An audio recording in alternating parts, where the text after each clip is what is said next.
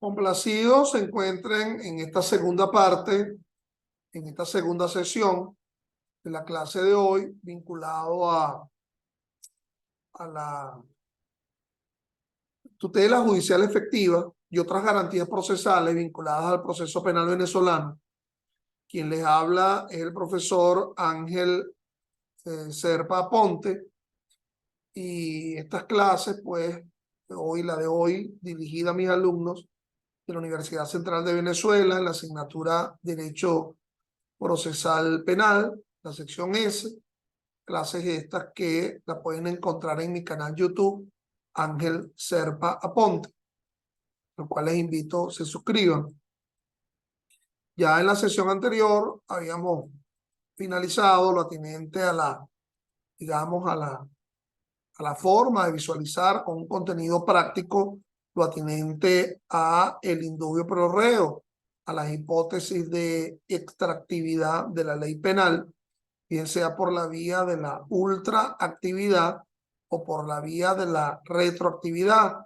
Y nos encontrábamos tratando de abordar lo que yo he venido denominando como la doble dualidad de la tutela judicial efectiva.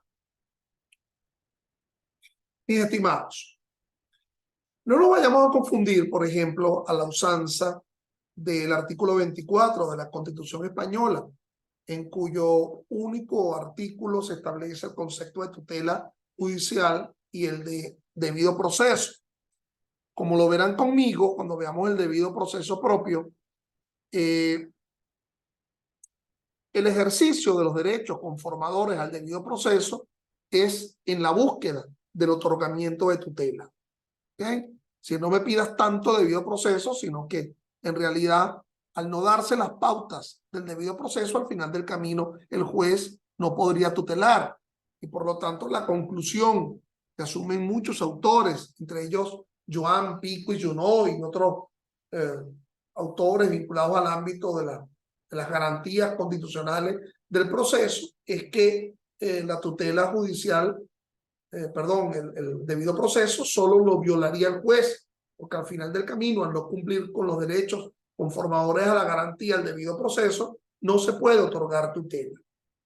Bueno, les decía yo que había como una especie, yo lo denominaba como doble dualidad de la tutela judicial, conforme lo establece el artículo 26 de la Constitución. La primera de esas dualidades es que pretendo una decisión que me habilite el acceso, pero también pretendo una decisión que me conceda una respuesta.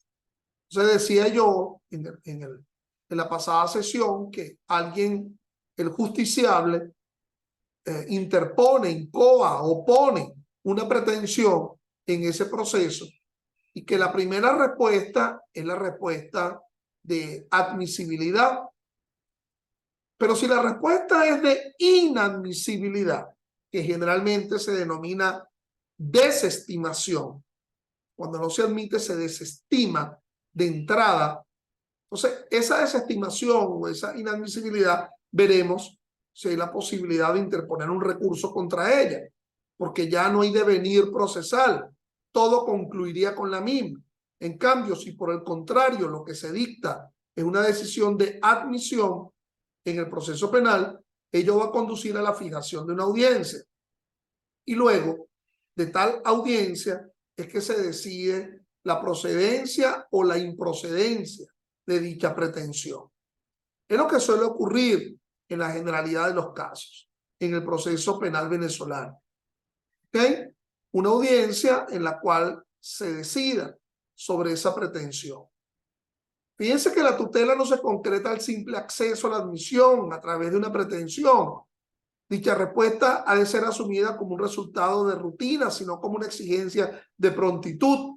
Por ejemplo, la sala político-administrativa, con respecto al tema de justicia transparente, que está como uno de los adjetivos en el artículo 24, en su sentencia 124 del 13-201 nos indica: una justicia transparente no quiere decir otra cosa que la claridad en el decir, rigor y comprensión, de manera que la lectura de aquella permita conocer íntegramente el pleito sustanciado, eligiendo lo imprescindible, apartando lo innecesario y tratando con orden todas las cuestiones con el empleo de las palabras adecuadas e indispensables sin quebranto de claridad.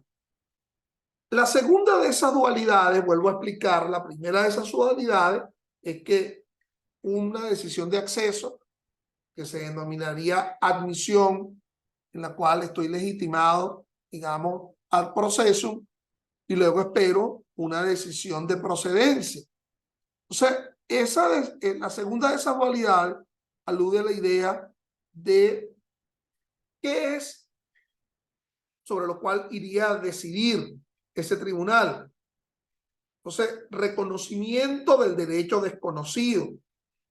Yo desde antes tengo el derecho a la propiedad, tengo el derecho al jus corriendi, por ejemplo, o al jus retendi, retener ese vehículo en mi taller porque todavía no se me ha cancelado y se me está imputando ahora del delito de hurto de vehículo automotor, siendo que lo mantengo en mi taller solamente en la espera de que se me pague la cancelación. Entonces, ese derecho va a ser reconocido por el tribunal, pero pudiera ser que alguien lo que ostente es un simple interés y ese interés se va a transformar en derecho. El típico ejemplo, por ejemplo, perdone la cacofonía, es lo que atañe a la acusación particular propia de la víctima. Imagínense que nos encontráramos en un país en lo cual haya libre transacción de las divisas extranjeras.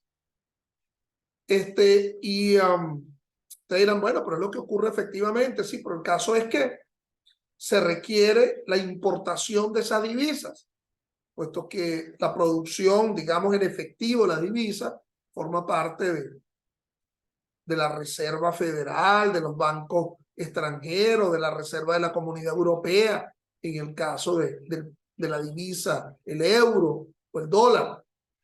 Entonces, supónganse ustedes que hay un banco venezolano que va a hacer importar esas divisas bajo un contrato determinado.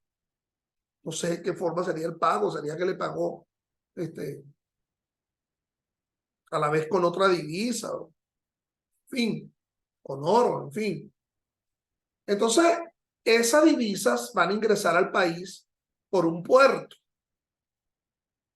Puerto de La Guaira, Puerto Cabello, un aeropuerto, el aeropuerto de Maiquetía. Y ese banco venezolano es con el cual el banco extranjero, pongámosle un nombre, First Certificate Bank, pongámosle el nombre al banco venezolano, Banco Provecho, por decir algo. Y ese banco tiene su sede en Caracas y esas divisas están ingresando por alguno de los puertos. Y de ese puerto a su sede en Caracas, una compañía de transporte de valores tendría que transportar las divisas que están llegando vía importación al puerto a la sede de ese banco en Caracas. Toda esta operación está siendo asegurada por una compañía de seguro. Vamos a decir, vamos a ponerle nombre a la compañía de transporte del puerto a la sede del banco en Caracas. Pongámosle nombre Transcor. Y vamos a denominar a la compañía de seguro, seguro divisas. Por ponerle un nombre. Llega las divisas importadas y en la autopista subiendo a Caracas o en la autopista regional del centro, personas con armas largas en un vehículo, armas de guerra, accesan al transporte de seguridad, hacen sacar a los conductores, son coaccionados y se llevan el importe de la divisa. Al llegar a la ciudad de Caracas, son sorprendidos los delincuentes por funcionarios de la Policía Nacional Bolivariana, etcétera, y se procesa la causa. Entonces, el fiscal ha interpuesto su acusación. Dirán ustedes, ¿será por hurto? O dirán ustedes, ¿serán por robo? Obviamente que sería robo, robo agravado. Artículo 458 del Código Penal. Pero he aquí que toda esta gente que intervino desea también interponer su acusación particular propia en este delito de acción pública. Y entonces presenta su acusación particular propia, el FIR certifica y el banco extranjero, porque indica que él es el perjudicado porque la cantidad ni siquiera pudo haber llegado a la sede del banco venezolano. Pero también interpone su acusación particular propia el banco venezolano, indicando que él era el que adquirió las divisas. Pero también interpone la acusación particular propia la compañía de seguro, indicando que ellos están asegurando toda la operación. Pero también interpone la acusación particular propia la compañía de transporte, indicando que a fin de cuentas sus funcionarios fueron los coaccionados por las armas largas, las armas de fuego, y fueron hechos sacados del transporte. 4 acusaciones particulares. Es decir, hay un interés y pretende que el tribunal le transforme ese interés en derecho. Bueno, el tribunal decide que realmente la víctima por el delito, si es robo agravado, pues tendría que ser la compañía de transporte, porque el robo agravado es un delito pluriofensivo en donde se está afectando la propiedad, pero también se está afectando integridad corporal, libertad, etcétera. Y esos funcionarios fueron los que sufrieron la coacción. ¿Cómo quedarán los otros? Los otros quedarían como terceros interesados. Pero lo que te quiero plantear es que fíjate que acá lo que ostento es simplemente un interés que se me transformó en derecho, la condición de víctima, la condición de acusador particular dentro de ese proceso, a partir de una pretensión inicial. Ok, vamos a ya dejar de lado, para tratar de terminar esto de el debido proceso extensivo, es decir, todas estas garantías vinculadas al proceso. Vamos a acudir ahora al artículo 253 de la Constitución. Es un artículo que regula muchos aspectos, pero veamos lo que él dice. La potestad de administrar justicia emana de los ciudadanos y ciudadanas y se imparte en nombre de la República por autoridad de la ley. Pero ahora quiero subrayar lo que me interesa en este momento. Corresponde a los órganos del Poder Judicial conocer las causas y asuntos de su competencia mediante los procedimientos que determinen las leyes y ejecutar o hacer ejecutar sus sentencias. Es decir, este artículo 253 de la Constitución, formando parte pues de este llamado debido proceso extensivo, regula lo que denomino el principio de legalidad adjetiva.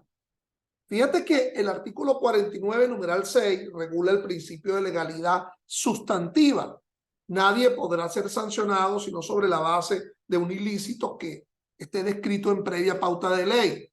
Pero así como es tan importante que el ilícito esté descrito en previa pauta de ley, así es igual de importante que el acto procesal que va a ser ejecutado en el proceso esté regulado en previa pauta de ley. Y es lo que establece el 253 de la Constitución, el llamado principio de legalidad adjetiva. Les he dicho en muchas oportunidades que los delitos se tipifican, son tipos penales. En cambio, los actos procesales son taxativos, se ubican de forma taxativa en la ley. Por lo tanto, si en la realización de un acto procesal no se cumple con la descripción que del mismo tiene la norma, se está violentando el principio de legalidad adjetiva. Veamos el artículo 257. ¿Okay? El artículo 257 de nuestra Constitución. El proceso constituye un instrumento fundamental para la realización de la justicia. Las leyes procesales establecerán la simplificación, uniformidad y eficacia de los trámites y adoptarán un procedimiento breve, oral y público. No se sacrificará la justicia por la omisión de formalidades no esenciales. ¿Cómo yo denomino esta garantía? La denomino el carácter instrumental del proceso. El proceso no es más que un medio para alcanzar justicia. Por lo tanto, las leyes procesales han de ser concebidas bajo esa finalidad. Es una norma que está orientada fundamentalmente al legislador, en el sentido de que cuando legisle, cuando produzca leyes procesales, han de ser unas leyes que tiendan a esa finalidad de justicia. Entonces, el carácter instrumental del proceso. Fíjense que la propia norma, el propio artículo 257, está aceptando la posibilidad que los actos procesales tengan formas rituales y tengan formas esenciales. La norma postula que la promulgación de leyes adjetivas ha de tener una finalidad esencialísima, no ser los actos procesales de carácter ornamental, de cadenita, de adorno, sino que ha de cumplir con una finalidad esencial. ¿Cómo yo identifico cuando una forma es esencial en un acto procesal? Cuando yo suprimo mentalmente esa forma en la realización del acto y veo que si no está esa forma, no se puede cumplir la finalidad para la cual está concebido dicho acto procesal. Entonces, son formas esenciales, hay formas esenciales y hay formas rituales.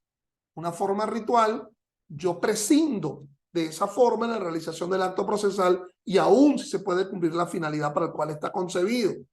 El típico ejemplo es el tema de la toga.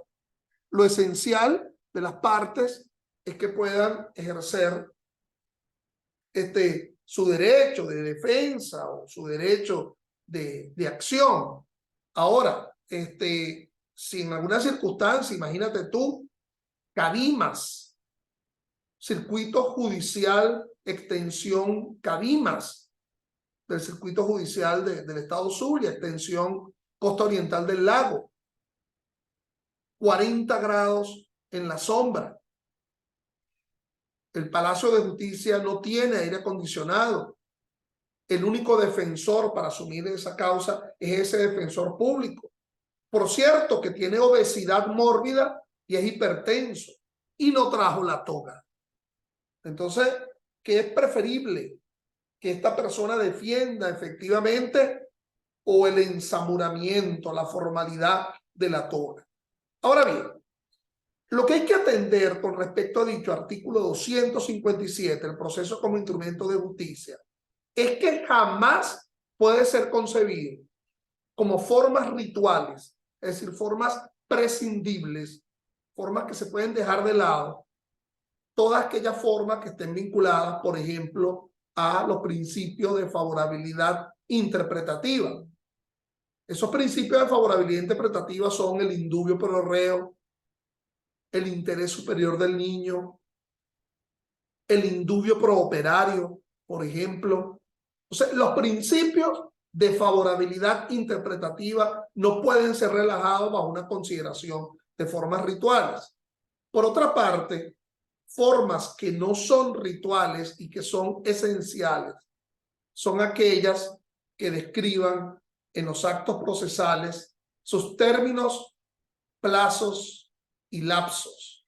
Toda descripción de término, plazo y lapso es esencial, mal puede ser concebido como una forma ritual prescindible. Esto es importante que lo entiendan porque iremos a ver en este curso un instituto procesal de mucha importancia, valga la cacofonía, que es el tema de la nulidad de los actos procesales.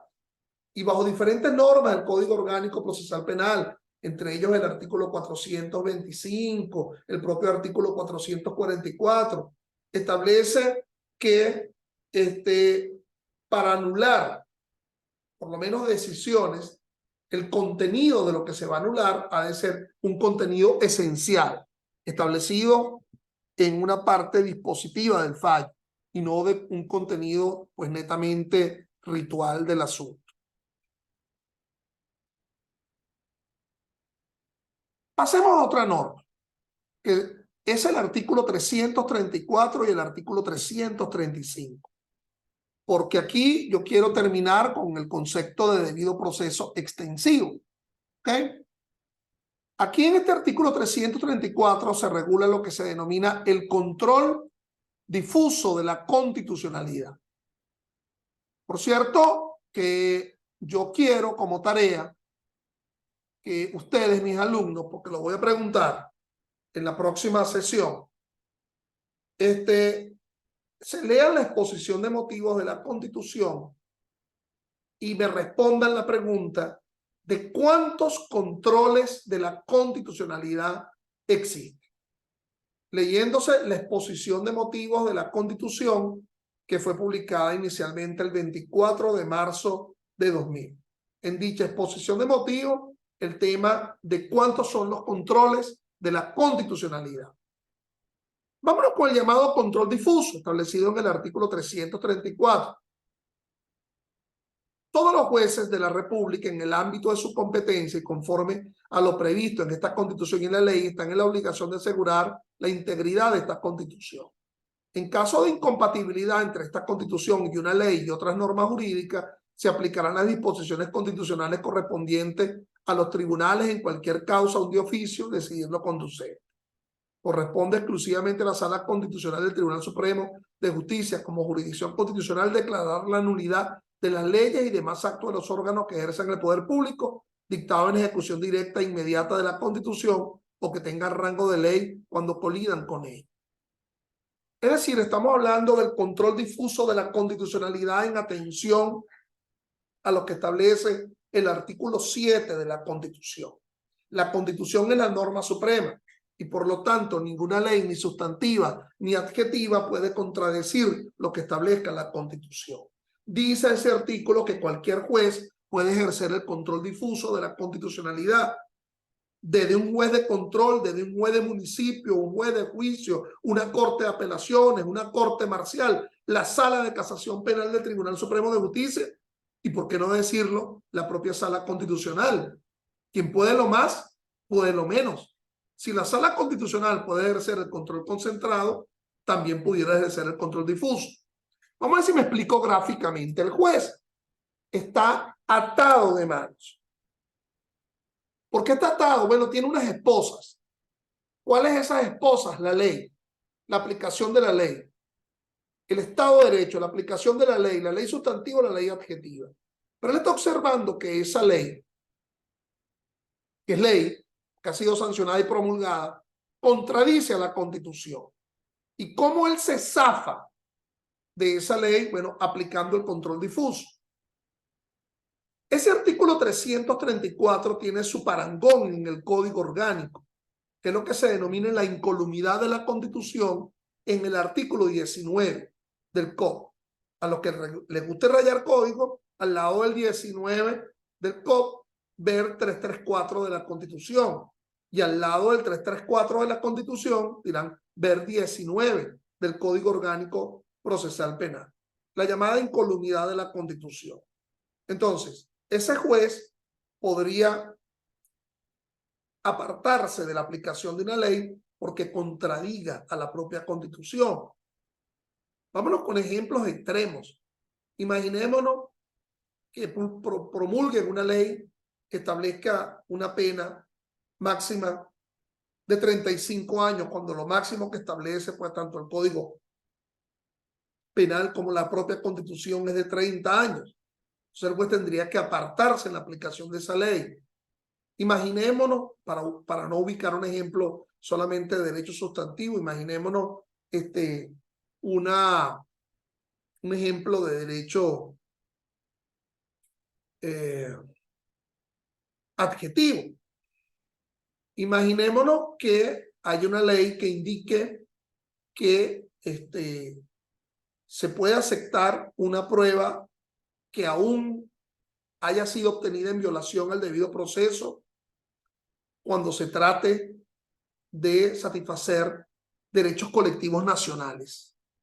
Bueno, eso está violentando lo que lo que establece la propia Constitución en el artículo 49.1, donde nos indica es nula toda prueba obtenida en violación al debido proceso.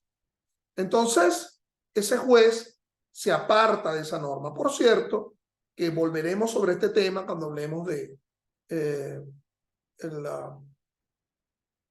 la competencia material del juez penal. Y lo que yo debo decir en este momento es que tanto por lo que establece la ley orgánica del Tribunal Supremo de Justicia como por decisiones de dicha sala constitucional, de la sala constitucional, el juez que aplique el control difuso de la constitucionalidad tiene que remitir con copia certificada a la sala constitucional para que esa sala constitucional revise el ejercicio del control difuso realizado por ese juez, a menos que sea la propia sala constitucional en donde en principio no puede revisarse su propio ejercicio del control difuso. Fíjense, los efectos de ese control difuso es frente a la causa en concreto y frente a las partes de dicha causa en concreto. No es erga omnes, no es frente a todo, ¿ok? No es que se está anulando, dejando de aplicar esa ley frente a todos. Por otra parte, el Tribunal Supremo también ha interpretado la ejecutoriedad de dicho control difuso en el sentido que no debe asumirse como que este artículo de esta ley contradice este artículo de la Constitución, sino que la contradicción de ese artículo de la ley o de ese numeral de esa ley tiene que ser frente a todo el texto constitucional, porque pudiera ser que ese artículo de la ley contradiga ese solo artículo constitucional, pero esa constitución está llena de otros artículos y a lo mejor o un artículo distinto de la constitución reconstitucionaliza ese artículo legal. Entonces, la contradicción del artículo para que se aplique el control difuso, ya me están quedando 10 minutos acá, tiene que ser frente a todo el texto constitucional.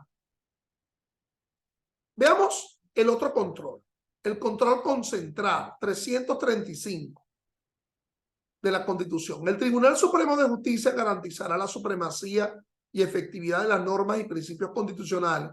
Será el máximo y último intérprete de la Constitución y velará por su uniforme interpretación y aplicación. Las interpretaciones que establezca la Sala Constitucional sobre el contenido o alcance de las normas y principios constitucionales son vinculantes para las otras salas del Tribunal Supremo de Justicia y demás tribunales de la República. Es decir, mis estimados, estamos hablando de lo que se denomina el precedente vinculante. La Sala Constitucional crea precedentes vinculantes que tienen que ser aplicados de forma inexorable en la interpretación que hagan los jueces, inclusive otras salas casacionales del Tribunal Supremo de Justicia.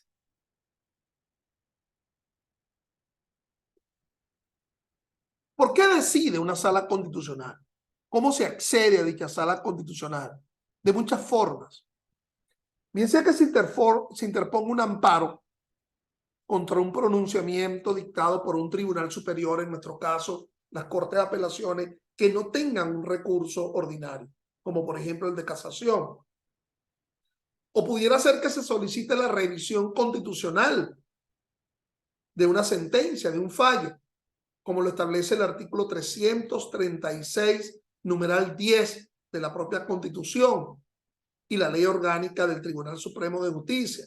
Solicitud de revisión constitucional, que solo puede ser frente a sentencias firmes en materia de amparo, cuando un juez, esa sería la primera hipótesis. La segunda, cuando un juez ejerce el control difuso, como te dije anteriormente, tiene que remitir copia certificada a la Sala Constitucional, la Sala Constitucional revisa ese ejercicio del control difuso. A lo mejor lo confirma, a lo mejor lo revoca, o a lo mejor lo extiende, transforma un control difuso en un control concentrado, ya no solamente frente al caso en concreto, sino frente a todos. ¿Qué más? Cuando un tribunal se haya apartado de un precedente vinculante dictado previamente por la Sala Constitucional. Y el último ejemplo sería cuando un tribunal hace una grotesca interpretación de la Constitución. ¿De dónde yo derivo esto? De una sentencia. La sentencia corpoturismo. La parte en esa causa fue corpoturismo del año 01, creo que la sentencia 96 del año 2001 de la Sala Constitucional. ¿De qué otra forma podemos acceder a la propia Sala Constitucional? Bueno, cuando se interpone un recurso de nulidad total o parcial de una ley por su inconstitucionalidad. Entonces, de esa forma, la Sala Constitucional ejerce el control concentrado. Esto es muy importante. Entonces, mis estimados, ya habiendo abordado ya todos los artículos que están vinculados al debido proceso extensivo, ya lo que nos queda en la próxima clase del lunes es abordar ya definitivamente el debido proceso propio, el artículo 49. No sin antes ustedes hacer la tarea de revisar cuáles son los controles de la constitucionalidad que establece la propia exposición de motivos. Como todavía me está quedando tiempo acá, yo voy a dejar este tiempo, ¿verdad? Estos últimos 5 minutos a que ustedes me hagan la pregunta. Voy a finalizar la grabación de la que queda en mi canal y entonces ahora queda para